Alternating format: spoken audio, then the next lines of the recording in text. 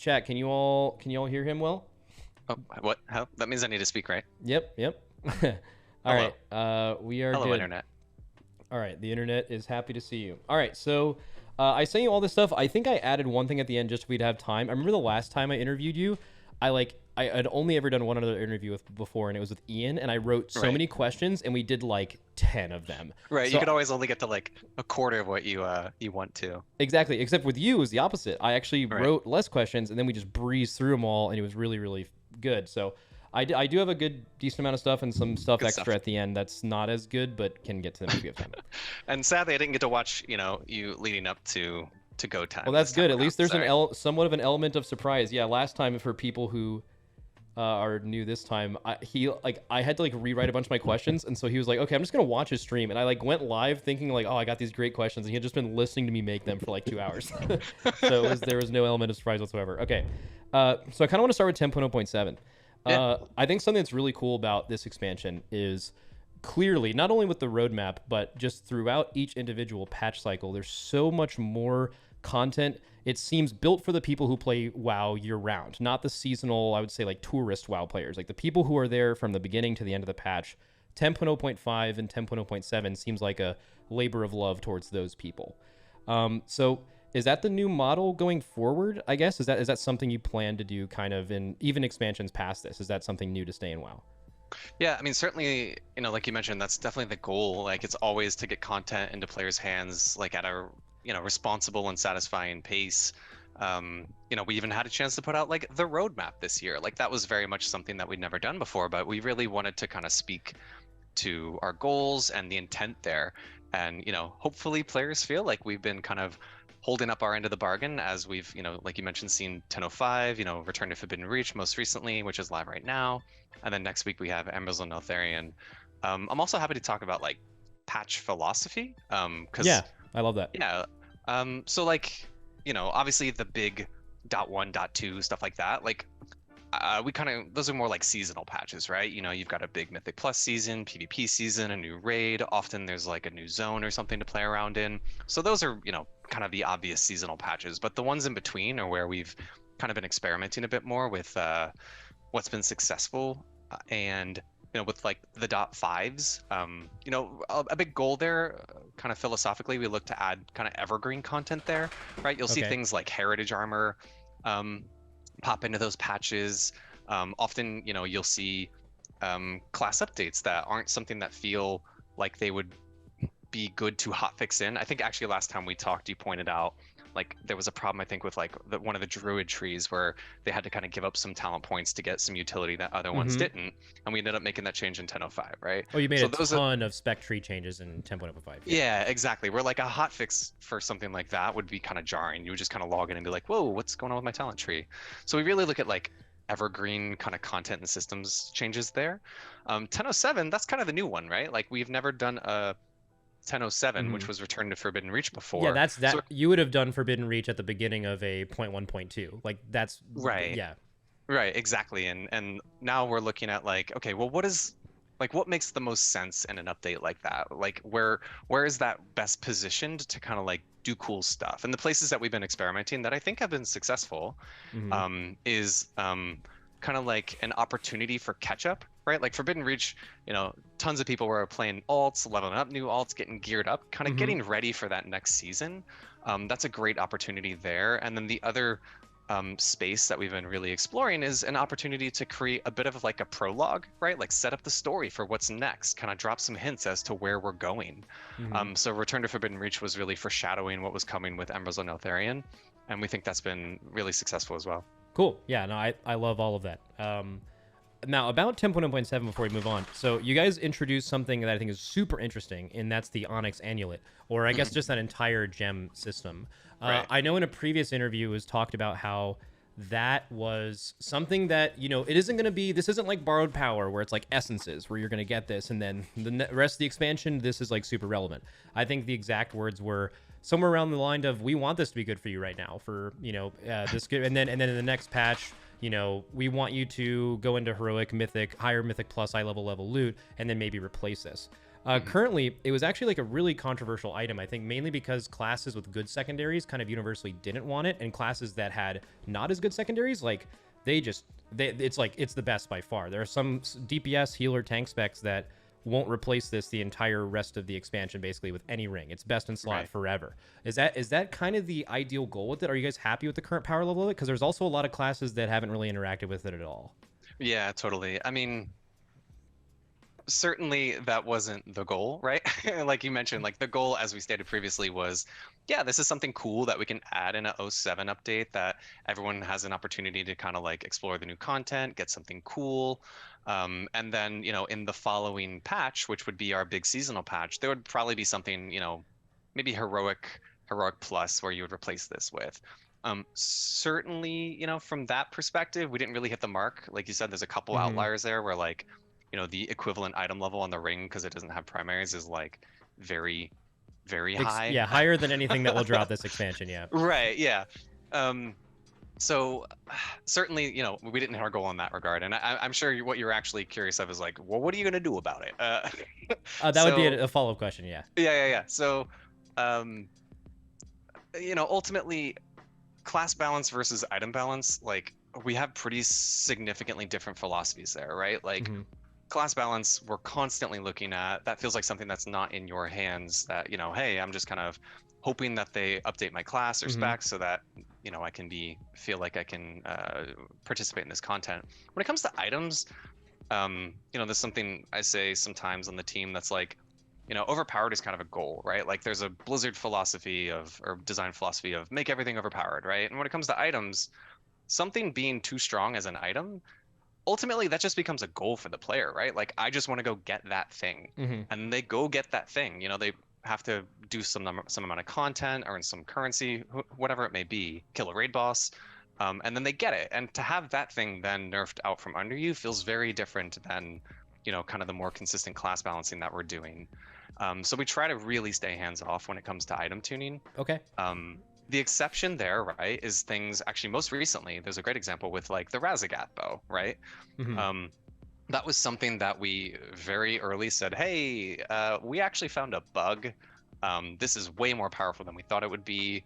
We're going to have to nerf this item. But, that item was also so powerful that it was kind of transformative. Like we had to then kind of adjust the spec, right? Because the bow was kind of in some cases like propping it up where otherwise it might not have been viable. So when it comes to the amulet, this is weird to say, but like, well, you get 2 rings, right? Like unlike some items where it's like, well, you go into the next tier and like this whole slot is dead for you. Like, okay, well, this ring is really powerful. There are still items that you're going to want or rings that you're going to want going into the next season. So I don't want to make promises, but it's very likely that we will just leave that stuff alone and then probably look at it in like a 10.15 or maybe later on, right? Like there's a bunch of cool new content coming out in that future roadmap where there's things that we do want to be exciting. But considering the proximity of 10.07 to season 2, we feel like people just kind of got these items and we need to be respectful of that effort that they put in there. And also the people that it's targeting, the people who are wearing these items are also typically classes that do not scale as well going from season to season, because people who are really into crit and verse are just not going to scale throughout an expansion like people who like haste and mastery, and those are the people who are using these items. So it actually kind of helps bridge the gap. It's like almost like a small unintended band-aid fix for usually that balance issue. So that's cool. And there's also weirdness there where like let's say like the Marks Hunter one, which I know is like really powerful, if we wanted to nerf that in particular, well, there's a lot of specs that are actually probably using similar powers there. So like even though we just want to adjust this one spec, that has knock-on effects, right? That's kind of reminiscent of like an Azerite back in the day, right? Where like one Azerite power was interacting differently with one class or spec than different ones. So it was like a bit more challenging to tune. So yeah, going into season 2, right now we're leaning towards, kind of leave it be. Okay, cool. So you did kind of touch on this a little bit in the first answer to the first question I asked you. Sure. But I wanted to talk to you just a bit about balancing.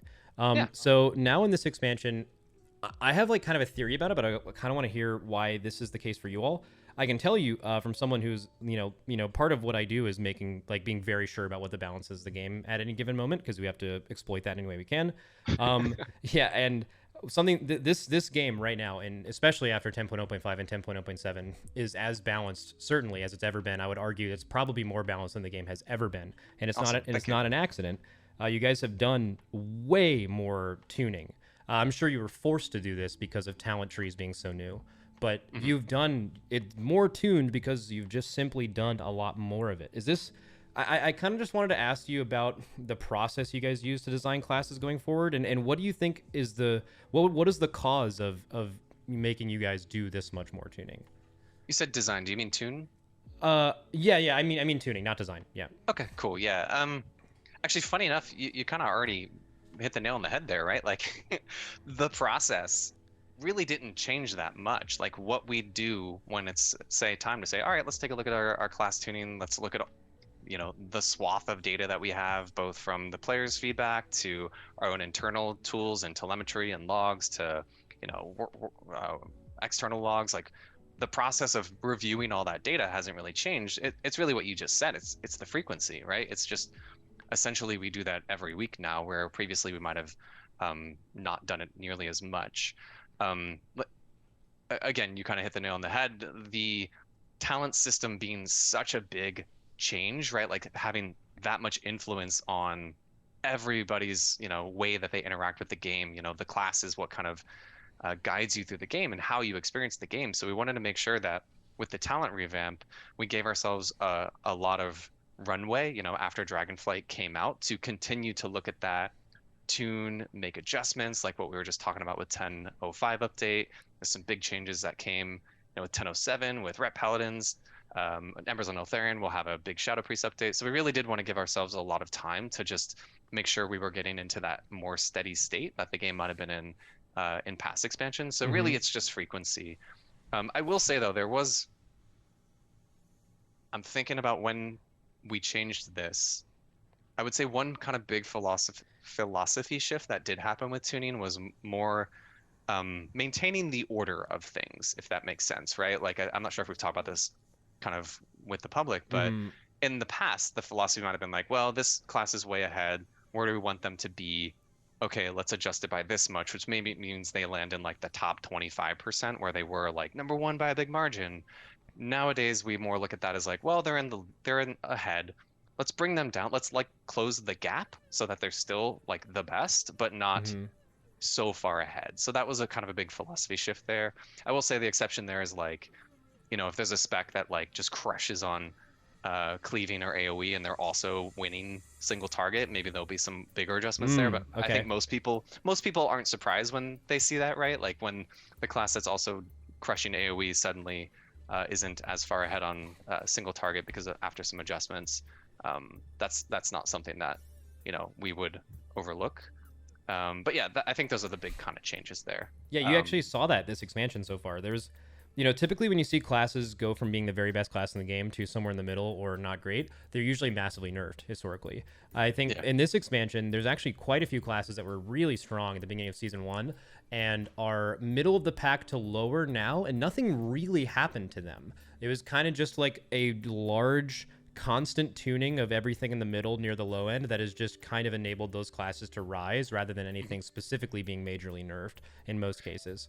Yeah, exactly. And that, like I said, that was a very intentional kind of philosophy shift where we've just said, like, that means our game will basically become inflationary over time, but also we've done things like item squish and stuff in the past where those are the opportunities where you're like, okay, let's renormalize everything. But yeah, I mean, there's just a ton of data that we look at there. Actually, I wanted to ask you, like, I was watching a stream the other day, and you were mentioning, like, actually you just said it, like, you and your group's kind of role, you feel like you're constantly looking at that data yourselves, but then you were saying like, yeah, we wouldn't necessarily share that, and I was like, why not? Like, so there was some news on that. I actually said this just a second ago because I did have actually Linksy reach out to me because she had heard me say that as well. So I actually did for the first time ever actually release that information to her and then given to, I think you guys had a meeting about tuning today. Oh, that's awesome. That I had that. Yeah. Not like we didn't fully test everything, but just tried to help from, because it's not entirely should be from our our way of thinking, but that context can add color to everything you're doing. Yeah, internally. Exactly. And like, just for your context, right? Like, we look at again, I can't stress just how many data points and how much stuff we do look at. So like, you know, if you all share what you have with us, I promise it will be looked at, right? Like we will do something. We will look at it. It might not have the impact that you were looking for. Like we might not make the exact changes you were looking for, but again, there's just different goals and different reasons for that. But yeah, I just want to pick your brain about that. But that's awesome. Thank you. Yep. No, I basically I did the same thing. I said that, and then I was like, man, it would really make sense if like us and Echo, instead of trying to keep it, I mean, we can keep it from each other, but giving it to Blizzard shouldn't have any negative impact, as long as we think it's accurate. But yeah, okay. So, and you did mention earlier, you mentioned like AoE and cleave and single target. So that's actually something that I think that WoW is really, really cool in the way that it is like that. There's 38 specs in this game, right? And it's not like, you know, there are other games very similar to this where, you know, 95% of what you do is single target, and the classes are all very, very homogenized into doing that. And it's very easy to tune single target in that way because it's just it's very close together. Everyone does damage the same way, kind of. In this game, you can have classes. I mean, probably historically, AoE versus single target, or even cleave, two target cleave, execute. Like, there's like major differences in the way that classes do damage. I want to ask, is there any, and I don't know if the answer to this is going to be yes because Mythic Plus exists, but in a patch like this where Aberrus is like historically so heavily single target oriented compared to the last like 5 or 6 raids, do you approach tuning single target more seriously in a patch like this where it is so much more relevant in raid than it normally is? Yeah, that's an interesting question. Yeah, I think even in the past I might have said like the way that players interact with the content is such a big part of perception of balance, right? Like I make the joke to the team like we could literally touch nothing from one season to the next about class balance, and balance perception would change drastically just because of like what's the Mythic Plus dungeon pool, like what's the raid look like. Those things are a major factor there. And like you said, you know, I actually did have a chance to ping the encounter team last week, and that was one of the things we talked about was like, you know, on the whole we feel like the raid itself has a similar number of challenges in terms of like where single target versus AoE is being stressed like holistically, but I think you have rightfully pointed out like, okay, but where that lands in the tier is really important, right? Like, okay, all your single target checks are in the back half or back third of the raid versus the first. That means they're going to have a lot more, you know, under much more of a magnifying glass. Fight design is so crucial in that way, and classes are so different that I actually gave an example. I think it was the last expansion where like Nathria and Sanctum were so different that I said you could take the class balance from Nathria and you could just do Sanctum instead with fresh Shadowlands class balance, and the meta would have been extremely different just by what was required on the last couple fights versus the previous raid. So yeah, generally speaking, the design of that specific raid is super relevant in like people's perception of the meta. Yeah, totally. And I think, you know, once that has been identified by the community, like, you know, the encounter team quickly started to discuss like, okay, well, what do our fights look like? Are there places where we need to inject or just tune up some of our opportunities for AoE? And like, there's a lot of actually ads that might have gotten introduced on Mythic difficulty that are really there to potentially help solve problems like these. Sarkareth is also a boss you haven't seen yet. And True. you know, I know there's definitely ads that are in P2 pretty high value there in P2. So yeah, I mean, ultimately, it's your question of like, does that adjust how we tune? Yeah, we do look at the game holistically. You know, Mythic Plus and PvP and raids. These are all things that we look at in terms of the holistic balance of it. But when it comes to raid balance in particular, you know, that's certainly something we'll discuss, right? Like if once we start to see how things play out, we've been talking a lot about tuning, like we've been doing it much more frequently. Ultimately, yes, we're going to look at that. We need to build trust with the community, where ideally you all trust that we will make adjustments if they're needed. But you know, if there are going to be strengths and weaknesses with specs, that means those things need to exist. So maybe there will be adjustments we would make like on the encounter side versus on the class side. So there's a lot of knobs for us to tweak there. So, you know, thank you for bringing that issue up, and yeah, that's definitely a thing that we will be talking about a lot as the season rolls out for sure. Okay, cool. So remember how I told you at the beginning it was like sometimes we just run through questions? This is the exact opposite of our last interview, and I have 75% of my questions left and we have 11 minutes left, so I'm gonna actually bounce around to a few of the questions that are not necessarily in order of like topic, but are more, I think, are just like kind of more hard-hitting questions. So we've actually spoke about this before with the Great Vault. And I'm just going to kind of phrase it a little bit differently. So this is something that like a lot of people know. The Great Vault early in the season has a way different impact on you than the end. At the beginning, it's just like so many things you want and need.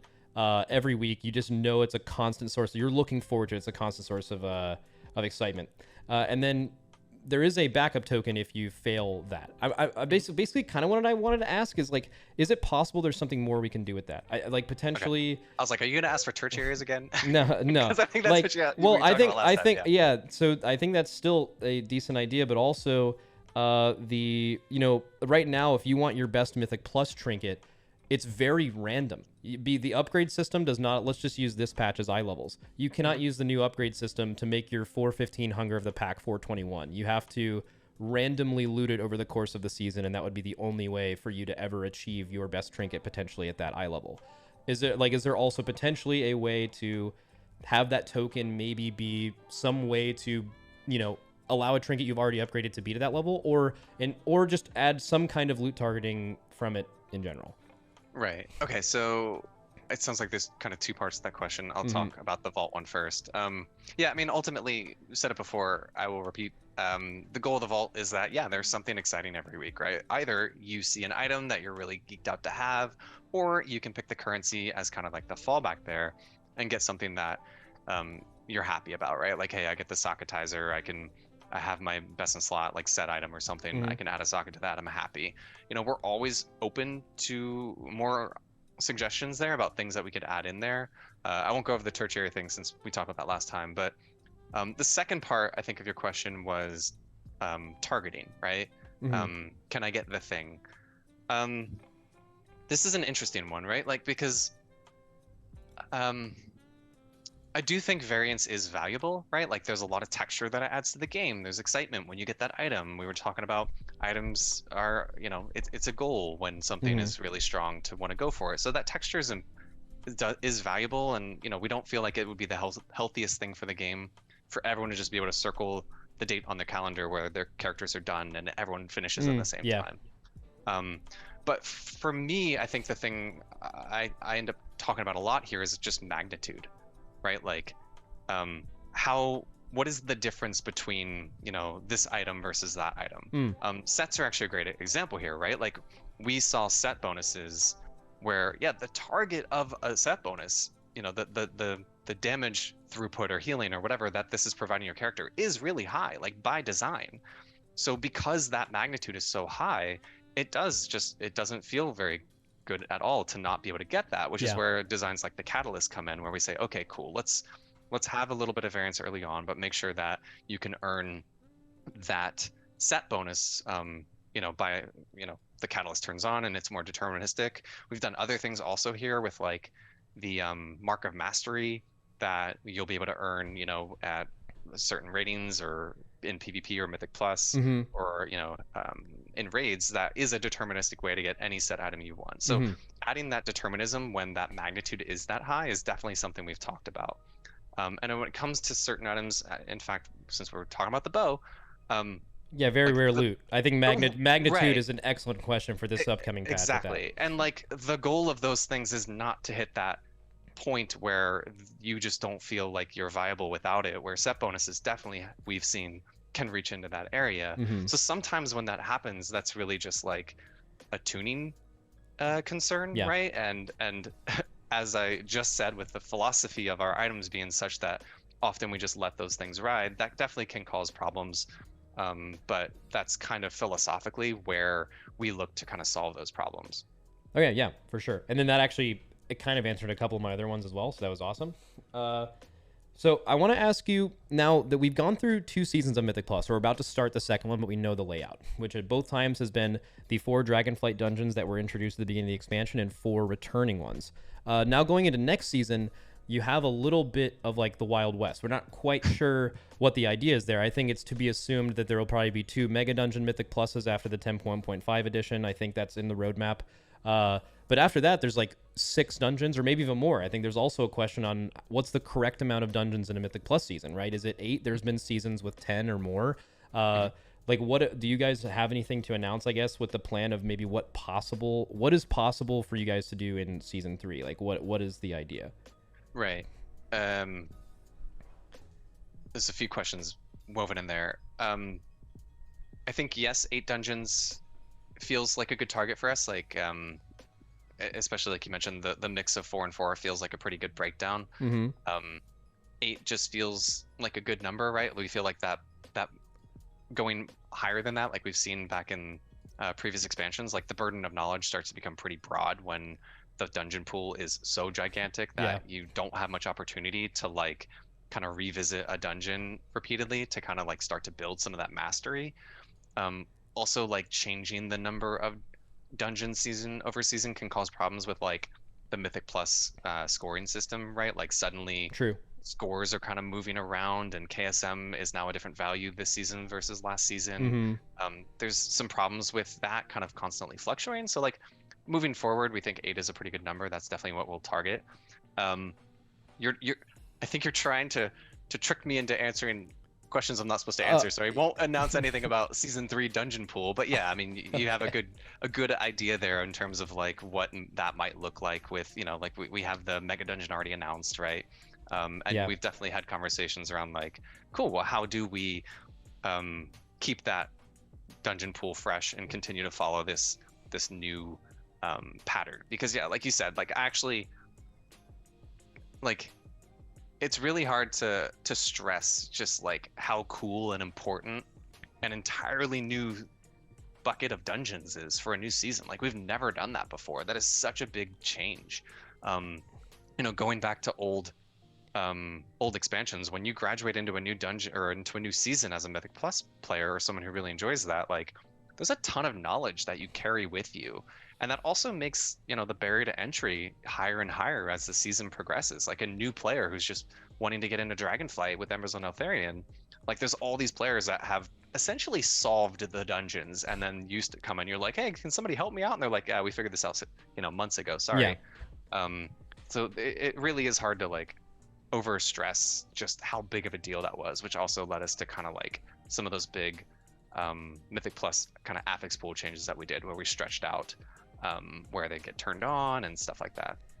All right, that's awesome. Linksy, are you gonna make him leave in 3 minutes? I have like a few more good questions left. Are you being forced out? I don't know. How much time do we have? What am I doing? Where am I going? All I'll say is in the last you guys are good for 5 extra minutes if Morgan's good. All right, that's beautiful. There you go. Okay, well then I gotta be very selective then. Okay. So quick thing about the UI, and this can actually be short. So obviously UI changes this expansion are a step in the right direction. A lot has been overhauled so far, but is it possible that default nameplates and or buff and debuff blacklisting and filtering could be on the horizon? Interesting. Default nameplates, I think, is something that is definitely discussed a lot. Like everyone is interacting with nameplates. When it comes to buff and debuff blacklisting, like I would say that back burner.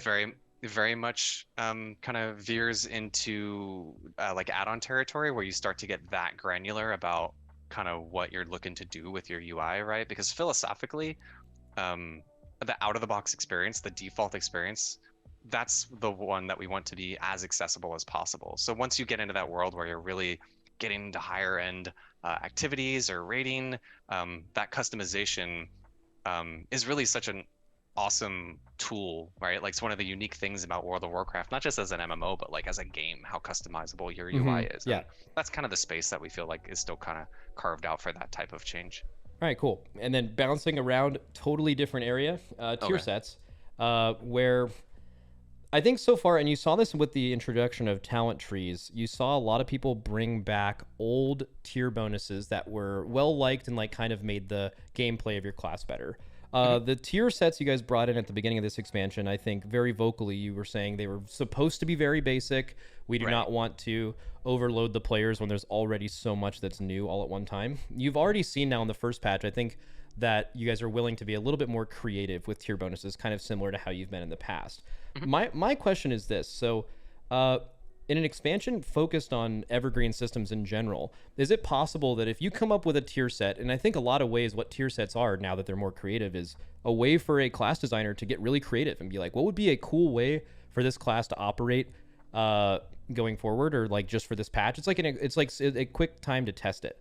Is it possible that if we ever get any of those where the community is like, man, this makes my class feel better, is it possible that those could be retroactively introduced to the talent tree in place of some talent tree nodes that are less attractive? Yeah. Sorry, parsing. Yes. So I think your first part was people might have noticed like the Dragonflight talent trees. There are some greatest hits of set bonuses already in the talent trees, right? I think even going back to Shadowlands, there's one of the 9/2 set bonuses in there with like the Virtue of Ruin for Destruction Warlocks, right? And then in terms of like, would we be willing to add those things into the trees moving forward? I think short answer, yes. We would be open to that, but I think we would need to be cautious about doing it, right? Like, because as soon as you start to do that too much, you start to veer into, this borrowed power territory, which is not what the goal of the talent trees are. But if it is solving kind of some core problems that are like, oh, wow, okay, this is actually something that, not only does the community think is awesome and wants to see integrated in the talent tree, and especially if there's a specific problem we're trying to solve, like, yeah, so that would be great in the talent tree. And, there's some space over here where we're not happy with something. That's actually absolutely an option. I actually think, funny enough, I was talking to the combat team earlier. I think that might actually be something they're discussing for like, the Evoker Instant Living Flame. Oh, that is actually an exact example. I decided to skip it of something that I think is just, it's awesome for their gameplay. Like the class feels complete with that. Yeah. Yeah, totally. So that's something that was discussed as a like, yeah, maybe that's something that could fit into the talent tree or live in the talent tree. And with Evokers, they're a brand new class, so things like that for us feel like it's a bit different. It's hard to separate the class tree and Evoker because they came out at the same time. Yeah, and they're less exactly what you just said. They're less established, right? What their strengths and weaknesses are still things that might be changing over time as we see what is and isn't successful there, versus like rogues, like we know what they're about. Okay, and then I think I have time for one more, maybe two. So I understand the sentiment of why seasonal affixes were removed. Seasonal affixes were a solution to a problem of the dungeons are the same every patch, and now that there is no longer that problem, there is no longer that need for the solution. However, I feel I'm not alone in thinking that the few times where seasonal affixes have really, really hit, they have been one of the only things about Mythic Plus affix related that really like noticeably makes the game mode better by just existing. I know you guys are removing them this patch. I heard another interview with a great dev who said something along the lines of it's kind of an experiment. Basically, would you guys consider potentially bringing them back, and have you thought of that? And also, what is it? I have it written here. Or even incorporating maybe some of the old successful ones into the affix rotation, although that's probably a bigger overhaul. Right. Yeah, definitely not closing the door on that, right? Like, I think you were talking about the community council Q&A that we did recently. This got brought up, and yeah, just there's such a large magnitude of change going into season 2 right now already, with like the removal of seasonals, moving the affix buckets around, bunches of new affixes, a whole new dungeon pool, right? Like there's so much change. We just wanted to kind of like not try to overcorrect. So I will say, yes, seasonals were initially implemented to solve specific problems with like routing and changing the way that you interact with the dungeon. But to your point, I agree. Like there's a bunch of really cool things that it did, right? Like having that kind of thematic hook with the season that was tied into my dungeons, I thought was really fun. I do think, you mentioned when they hit, it's really awesome. The flip side with seasonals is, yeah, but if they weren't as good, then they can kind of sour the whole season. So there's definitely a concern there. But again, kind of harkening back to the Q&A we did recently, I do think there's design space kind of in that upper end still that is yet to be explored, or, maybe we don't need it, but I think there's opportunity there. in like the, looking at like a 20 plus range where maybe there's an opportunity for some additional affixes to kick on there, or with that group who is pushing really really deep into the Mythic Plus pool, they might be excited for that degree of complexity. Or I think that the seasonal affixes that I've always heard a lot of great feedback on are often the ones that like pretty heavily adjusted kind of some of your routing, like Awakening and stuff like that. Encrypted. And Encrypted is another good example, right? So for that audience where they're really looking for that amount of mastery of like, okay, week over week, like we just found a new thing with Encrypted, so this is now what we're gonna kind of be interacting with. For that audience, I think there's space there, but again, that's not a thing for season two, but yeah, not closing the door for future us for sure. Okay, cool. Yo, can I sneak in one more? Just a quick one? If it's a quick one. Yeah, it's a quick one. Okay, so this is I'm trying to decide whether I want to do a healer one from Twitter or do a melee DPS one. I'm gonna stick to my roots in melee DPS. So I actually didn't send you this ahead of time, so I hope you have a good answer for this. But just kind of let's see. The parry in a PvE setting is sometimes has like a lot of really negative reactions with certain classes. On some, it's just like you kind of do less damage, but on some classes, when you miss buttons like Colossus Smash or Essence Break, the feeling is like all of my damage is gone.